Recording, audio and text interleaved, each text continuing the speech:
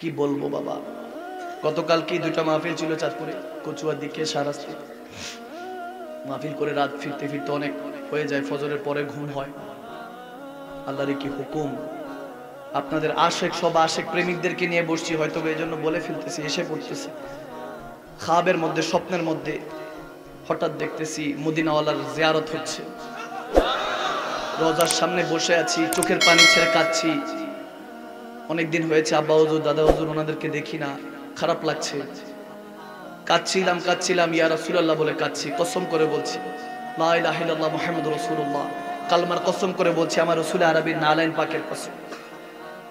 খাবের মধ্যে আজকেই শুধু কাঁদছি, ঘুম থেকে উঠো চোখের পানি মুছতেছিলাম, তো খেয়াল করলাম যখন জিয়ারত করতেছি আমার নবীর রাসূল পাকের মদিনাতুল মুনাওয়ারায় জিয়ারত করছি, নামাজ আদায় করলাম, কি পড়ছি কোন তেলাওয়াত করছি সেটার মাথায় মনে নেই, কিন্তু 2 রাকাত না 1 রাকাত কয় রাকাত পড়েছি ওটাও খেয়াল নেই।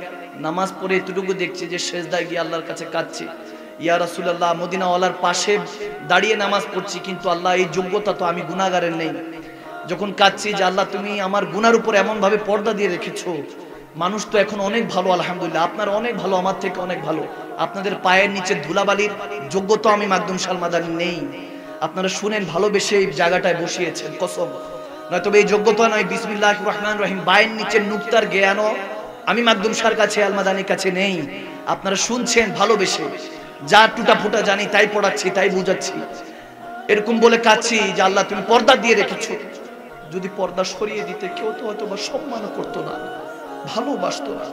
মদিনাওয়ালার কাছে বসিয়েছো, কাঁদছি যে ইয়া রাসূলুল্লাহ আপনার উসিলায়, আল্লাহ বলেছেন আপনার উসিলায় যদি কেউ ক্ষমা চায় আল্লাহ ক্ষমা করে দিতে পারে, ক্ষমা করে দেয়। ওই নিয়ত নিয়ে যখন কাঁদছি, খাবের মধ্যে দেখছি কি জানি মদিনাওয়ালার রওজা থেকে একটা হাত বের হয়ে গেছে, মনে হলো কেউ যেন একজন হাত বের বলতেছে টেনশন করিস না, তওবাতুন নাসুয়া তওবাতুল ক্বাবলাল মাউত, মৃত্যুর আগে দরজা খোলা আছে, তওবা করতে থাক, আল্লাহ কবুল করবে। আমি নবী মুস্তাফা তোর সাথে আছি আলহামদুলিল্লাহ, আমার এর থেকে আর কিছু চাওয়া নেই।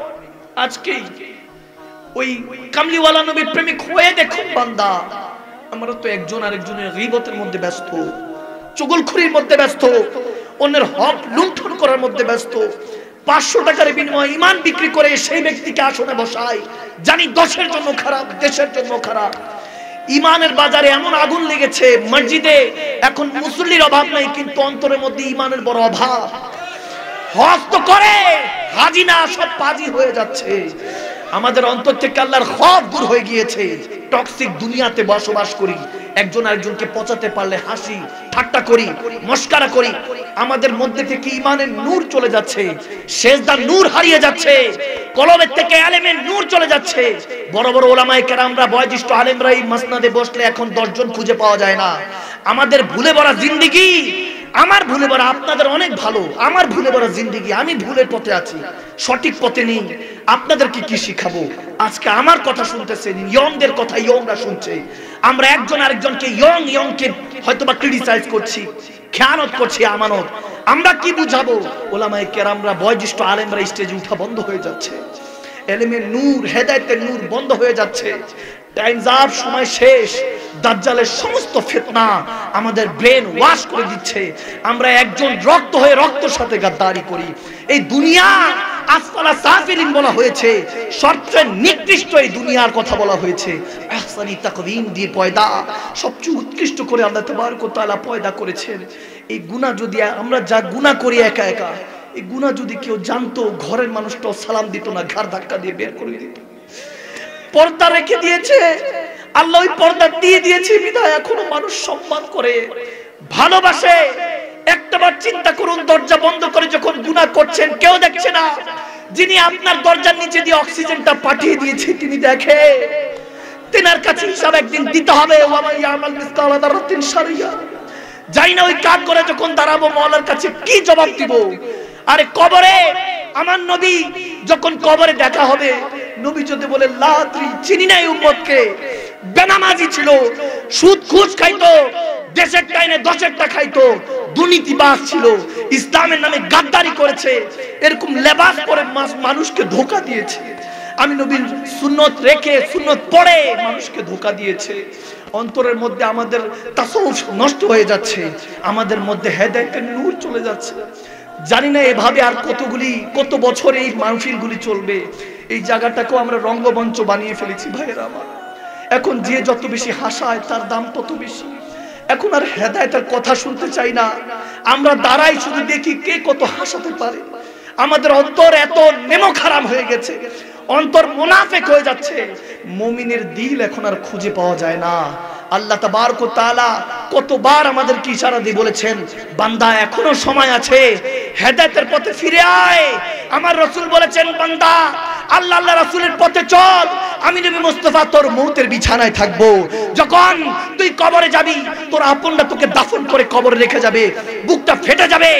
মা বাবা আত্মীয় স্বজন, স্বামী তার স্ত্রী, স্ত্রী তার স্বামী, সন্তান, কেউ যখন একটা রাত থাকবে না, ওই কঠিন মুহূর্তে আমি নবী মুস্তাফা তোর কাছে আসবো।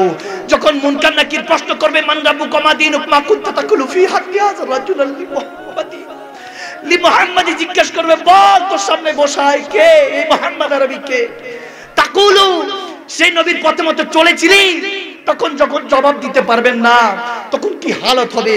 আমার নবী বলেছেন, যদি ইসলামের পতাকাটা উত্তীর্ণ করতে হয়, আরে সেই নবীর ঋণ আপনি স্বর্ণ দিয়ে শোধ করতে পারবেন না, নবীর ঋণ আপনাকে রক্ত দিয়ে জানের বিনিময়ে শোধ করতে হবে। আপনি এখন বুঝতেছেন না, যখন কবরে যাবেন নবী বলবেন, সমস্যা নাই বান্দা, আমার উম্মতটা ভয় পাইস না। কবরের মধ্যে মুনকার নাকিরকে আমার নবী বলবেন, হ্যাঁ মুনকার নাকির, সে কি উত্তর দিবে, আমি তার কি লাগি।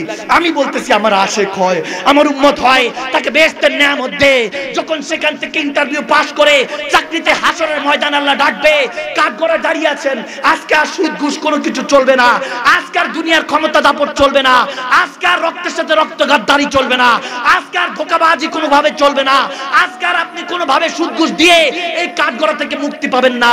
যখন কঠিন থেকে কঠিন মুহূর্ত, আদম সফিউল্লাহ থেকে ঈসা রুহুল্লাহ, মা বাবা আত্মীয় স্বজন সবার কাছে দৌড়াবেন, নাফসি নাফসির আলমের মধ্যে, নাফসি নাফসির কোটি কোটি নাফসি নাফসির আলমের মধ্যে একটা উম্মত, একটা আওয়াজ বের হবে, রাব্বি হাবলি উম্মতি, রাব্বি হাবলি উম্মতি, আল্লাহ আমার উম্মত গুনাহগার, ক্ষমা করে দাও, রাব্বি সাল্লিম, আল্লাহ ক্ষমা করে দাও। যখন ওই মুহূর্তে আমার নবী পিছন থেকে বাড়ি দিয়ে বলবে, ভয় পাইস না উম্মত, ভয় পাইস না, তোর মউতের বিছানায় আমি নবী মুস্তাফা ছিলাম, কবরে তোর সাথে ছিলাম, আজকে হাশরে আছি, ওয়ারযুকনা শাফাআতাহু ইয়াউমাল কিয়ামা, তোকে নিয়ে বেহেশতে চলে যাব। সুবহানাল্লাহ। বুঝতে পারলাম সেই নবী একমাত্র আমার আপন, আর কেউ আপন না। সেই পরওয়ারদিগার একমাত্র আপন, আর কেউ আপন না। সব আপন আমাকে দাফন করতে চায়, সেই নবী আমাকে বুকে জড়িয়ে ধরতে চায়। সুবহানাল্লাহ। সেই নবীর হয়ে যা, দুনিয়াটা আপনার গোলাম হয়ে যাবে। সেই নবীর হয়ে যা, দুনিয়া আপনাকে তাআত করবে। সে নবীর হয়ে যান, কখন যে আল্লাহ আপনাকে বান্দা থেকে বন্ধু বানিয়ে নিবে টেরও পাবেন না। সে মওলার নিদর্শন দেখেন নাই, এখনো তো পর্দা হয় নাই, পর্দার ওপারে আছেন, এখনো দেখেন নাই। আপনার জুবান দিয়ে কিভাবে বের হবে তার হতে চায়। ওয়া হুয়া মাকুম আইনা মা কুনতুম, তিনি তো বলেই দিয়েছেন আমি তোমার সাথে, বাস তিনি তো বলেই দিয়েছেন, বান্দা আমি তোর সাথে। কোথায় যাচ্ছিস, কার পিছনে ভাগছিস, কিচ্ছু দিবে না তোকে। সব ধোঁকাবাজ, বলবে তোর জন্য ভালোবেসে চেয়ে দেখ, চাঁদ এনে দিব, মিথ্যা, পারবে না। একবার আমি আল্লাহকে ভালোবেসে দেখ, চাঁদ তোর গোলামের মধ্যে নিযুক্ত করে দিব আমি আল্লাহ। সেই মওলার হওয়ার জন্য আমরা রাজি আছি মুসলমান, দুই হাত তুলে দিয়ে রাজি আছি মুসলমান। আজকে ওয়াদা করছি, এই দুনিয়াতে বাঁচবো তো রাসূলুল্লাহর জন্য বাঁচবো। রাজি আছি, রাজি আছি ইনশাআল্লাহ।